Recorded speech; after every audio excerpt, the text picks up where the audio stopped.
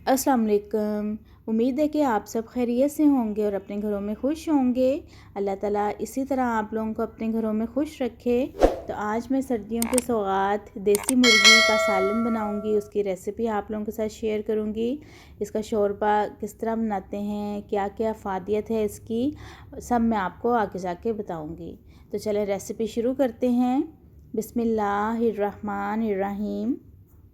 तो देसी मुर्गे का जो सालन है वो मैं शोरबे वाला बनाऊंगी। तो यहाँ पे मैंने आधा किलो जो है वो देसी मुर्गी ली थी, और ये छोटी मैंने साइज़ में मुर्गी ली है। ये जल्दी गल जाएगी, प्रेशर के बगैर भी आसानी से ये गल जाती है। और इसको मैंने अच्छी तरह से वॉश कर लिया है। यहाँ पे मैंने 2 छोटे साइज़ के टमाटर लिए हैं, 2 ही छोटे साइज़ के प्याज हैं, और 3 से 4 अदद जो हैं वो सब्ज़ मिर्चें हैं। इनको मैं सबको इकट्ठा ब्लेंड कर लूँगी। और यहाँ पे जो सारे स्पाइसेस हैं इनकी तरतीब भी मैं आपको बता दूँगी। तो चलिए, यहाँ पे सबसे पहले मैंने एक छोटी सी कढ़ाई में देसी घी मैंने डाला है। यहाँ पे 3 to 4 टेबल स्पून जो हैं वो देसी घी के डाले हैं। आप इसकी जगह आम ऑयल भी इस्तेमाल कर सकते हैं। और इसमें जो है मैं अब लहसुन अदरक का जो पेस्ट है सबसे पहले वो डाल के इसको मैं भून लूँगी। थोड़ा सा इसका कलर चेंज कर दूँगी। और 1 टेबल स्पून जो है वो मैंने यहाँ पे लहसुन अदरक का जो पेस्ट है वो डाला है। बहुत आसान रेसिपी है और जल्दी से बन जाने वाली है। सर्दियों में तो बहुत ज़्यादा इसका इस्तेमाल भी होता है। अगर गला ख़राब है या खांसी वगैरह है तो उसमें अगर हम लोग इसका शोरबा भी पिएंगे तो उससे जो हमारे गले को, खांसी को काफ़ी आराम मिलता है। तो लहसुन अदरक का जो पेस्ट है वो यहाँ पे ब्राउन हो चुका है, भुना गया है, बड़ी अच्छी सी इसमें से खुशबू आ रही है। तो अब इसके अंदर मैं देसी जो मुर्गी है वो शामिल करके इसको तब तक भूनूंगी जब तक इसका कलर नहीं चेंज हो जाता और उसकी स्मेल नहीं ख़त्म हो जाती। तो जो लोग फ़र्स्ट टाइम मेरी वीडियो वॉच कर रहे हैं उनको वेलकम टू माय चैनल। मेरे चैनल को सब्सक्राइब कर दें और बेल आइकन के बटन को प्रेस कर दें ताकि मेरी हर नई आने वाली वीडियो का नोटिफिकेशन आपको मिल सके। तो यहाँ पे देसी मुर्गा मैं जो है वो भून रही हूँ और इसके अंदर मैं 1 जो टीस्पून है वो ज़ीरे का शामिल कर रही हूँ और इसको भी मैं इसके साथ ही भून लूँगी। अच्छा, अगर सालन को हम लोग थोड़ा सा डिफरेंट तरीके से पकाएं तो उसका टेस्ट बहुत ज़्यादा ही अलग और मज़े का बनता है, क्योंकि एक ही तरह से सालन बना बना के वो फिर कभी नहीं भी दिल करता है खाने को। इसलिए अगर हम लोग मुख्तलिफ़ तरीके से पकाएंगे उसको तो उसका टेस्ट बहुत ज़्यादा अच्छा आएगा। तो यहाँ पे जब तक देसी चिकन जो है वो भुना जाएगा तब तक मैं प्याज, टमाटर और सब्ज़ मिर्चें जो मैंने आपको स्टार्ट में दिखाई हैं उनको ब्लेंड कर लेती हूँ। तो यहाँ पे जो है वो हमारा देसी जो चिकन है वो भुना गया है और मैंने जो पेस्ट है सब चीज़ों का वो भी बनाकर तैयार कर दिया है। अब इसको मैं इसमें शामिल करके और अब मैं अच्छी तरह से अब इसकी मैं भुनाई करूँगी। कोई 5 से 10 मिनट तक मैं भुनाई करूँगी ताकि जो प्याज, टमाटर हैं इनका जो कच्चापन है वो दूर हो जाए। स्लो फ्लेम पे मैं भुनाई करूँगी ताकि जो मसाला है वो भी ना जले और अच्छी तरह से ये मिक्स भी हो जाए इसमें।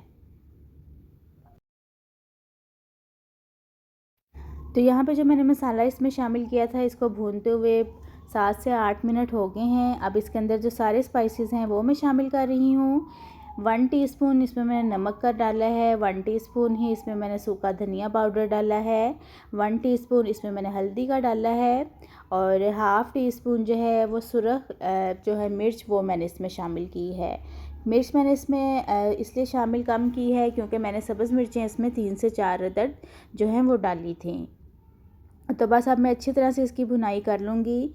जब सारे मसाले इसमें शामिल होंगे तो इसका जो टेस्ट है वो ख़ुद ब खुद ही बहुत अच्छा बनेगा।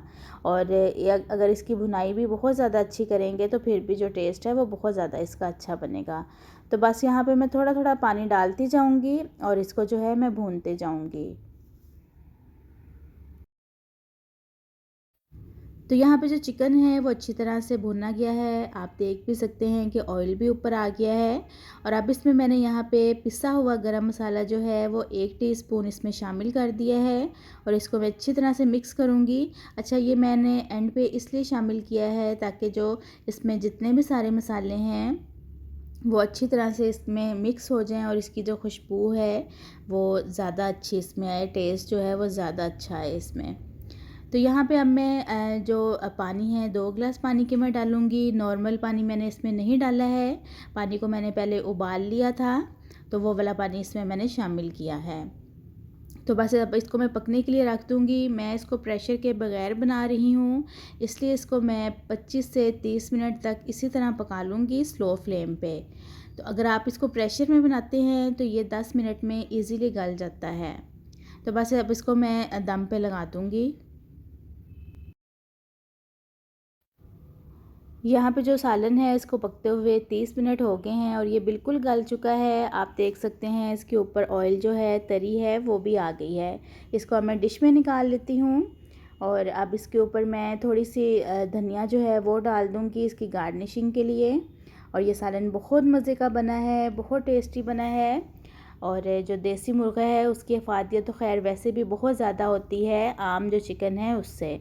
अगर आपका गला ख़राब है, खांसी वगैरह है, तो आप उसमें इसका शोरबा बनाकर इस्तेमाल करें तो गले को जो है वो काफ़ी ज़्यादा आराम मिलता है इससे।